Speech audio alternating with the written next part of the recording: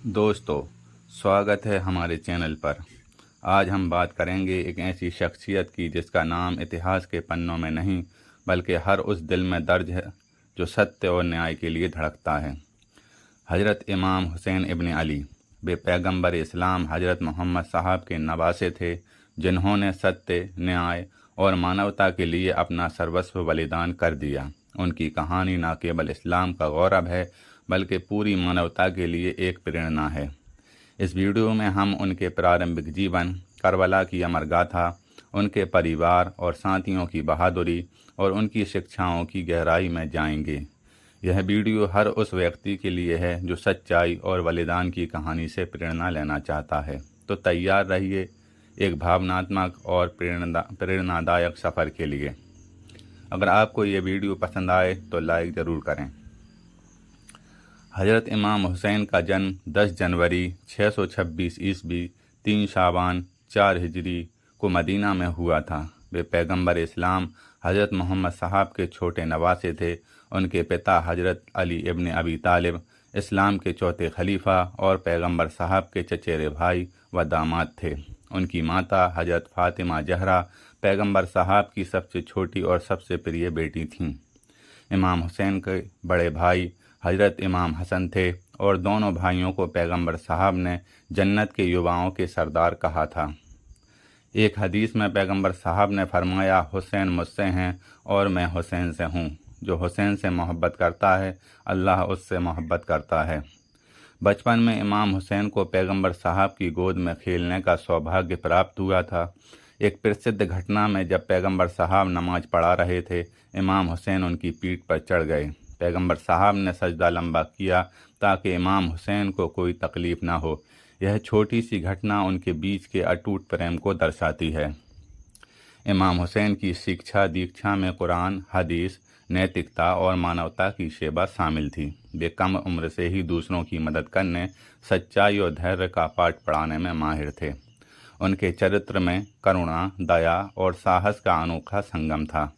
उनके जीवन का यह दौर हमें सिखाता है कि बचपन से ही अच्छे मूल्यों को अपनाने से एक मजबूत और प्रेरणादायक व्यक्ति का निर्माण होता है। पैगंबर साहब के निधन 632 ईस्वी के बाद इस्लामी दुनिया में कई राजनीतिक और सामाजिक बदलाव आए। हज़रत अली की शहादत 661 ईस्वी के बाद मुआविया इब्न अबी सुफियान ने खलीफा की सत्ता हथिया ली। मुआविया ने अपने बेटे यजीद को खलीफा बनाने की योजना बनाई, जो इस्लाम की खलीफा प्रणाली के खिलाफ था, क्योंकि खलीफा का चयन योग्यता और नैतिकता के आधार पर होना चाहिए था। 680 ईस्वी में यजीद इब्न मुआविया खलीफा बना। यजीद एक अन्यायी और भ्रष्ट शासक था जो शराब पीता था, इस्लाम की शिक्षाओं को तोड़ मरोड़ कर पेश करता था और जनता पर अत्याचार करता था। उसने सभी से अपनी बैत आज्ञाकारिता की मांग की, लेकिन इमाम हुसैन ने इसे ठुकरा दिया। इमाम हुसैन ने फरमाया, मैं यजीद जैसे व्यक्ति की बैत कभी स्वीकार नहीं करूँगा जो इस्लाम को नष्ट कर रहा है। मेरी लड़ाई सत्ता के लिए नहीं बल्कि मेरे नाना के धर्म को बचाने के लिए है। उसी दौरान कूफा, आज के इराक़ के लोगों ने इमाम हुसैन को पत्र लिखकर बुलाया और कहा कि वे उनके साथ हैं। इमाम हुसैन ने अपने चचेरे भाई हज़रत मुस्लिम इब्न अकील को कूफा भेजा ताकि वहाँ की स्थिति का जायज़ा लिया जाए। हज़रत मुस्लिम को कूफा में हज़ारों लोगों का समर्थन मिला, लेकिन यजीद की सेना ने विश्वासघात किया। हज़रत मुस्लिम और उनके समर्थकों को बेरहमी से शहीद कर दिया गया। इस विश्वासघात के बावजूद इमाम हुसैन ने मदीना छोड़कर कूफा की ओर प्रस्थान किया। उनका मकसद था इस्लाम के मूल सिद्धांतों को बचाना और यजीद के अन्याय के खिलाफ आवाज़ उठाना। 680 ईस्वी 61 हिजरी में मुहर्रम के महीने में इमाम हुसैन अपने परिवार और 72 वफादार साथियों के साथ करबला के मैदान में पहुँचे। उनके काफिले में औरतें, बच्चे और बुजुर्ग भी शामिल थे। यजीद की सेना, जो हज़ारों की संख्या में थी, ने उनके कैंप को घेर लिया। 2 मुहर्रम को इमाम हुसैन करबला पहुँचे। यजीद की सेना ने उनके कैंप को फरात नदी से दूर रखा और 7 मुहर्रम को पानी की आपूर्ति पूरी तरह बंद कर दी।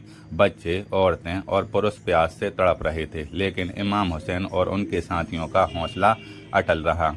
इमाम हुसैन ने यजीद की सेना को कई बार समझाने की कोशिश की। उन्होंने कहा, मेरी लड़ाई तुमसे नहीं बल्कि अन्याय और भ्रष्टाचार से है, लेकिन यजीद के सैनिकों ने उनकी बात नहीं मानी। 9 मुहर्रम की रात इमाम हुसैन ने अपने साथियों को इकट्ठा किया और कहा, जो कोई मेरे साथ रहना चाहता है वह स्वागत है और जो जाना चाहता है वह आज़ाद है। लेकिन उनके सभी साथी उनके साथ डटकर खड़े रहे। 10 मुहर्रम यानी आशूरा के दिन यजीद की सेना ने हमला कर दिया। इस युद्ध में इमाम हुसैन के परिवार और साथियों ने अदम्य साहस दिखाया। कुछ प्रमुख शहादतें इस प्रकार हैं। हजरत अब्बास इब्न अली, इमाम हुसैन के सौतेले भाई और उनके झंडा बरदार, वे पानी लाने के लिए फरात नदी की ओर गए, लेकिन यजीद की सेना ने उन पर हमला किया। उनकी दोनों बाहें कट गईं और वे शहीद हो गए। उनकी वफादारी और बहादुरी करबला की कहानी का एक महत्वपूर्ण हिस्सा है। हजरत अली अकबर, इमाम हुसैन के 18 वर्षीय बेटे, जो अपनी सुंदरता और बहादुरी में अपने दादा पैगंबर साहब से मिलते जुलते थे, उन्होंने मैदान में यजीद की सेना का डटकर मुकाबला किया और शहीद हुए। हजरत अली असगर, इमाम हुसैन का 6 महीने का बेटा, जो प्यास से तड़प रहा था, इमाम हुसैन ने उसे अपनी बाहों में लेकर यजीद की सेना से पानी मांगा, लेकिन एक तीरंदाज ने मासूम बच्चे के गले पर तीर मार दिया। यह करबला की सबसे मार्मिक शहादतों में से एक है।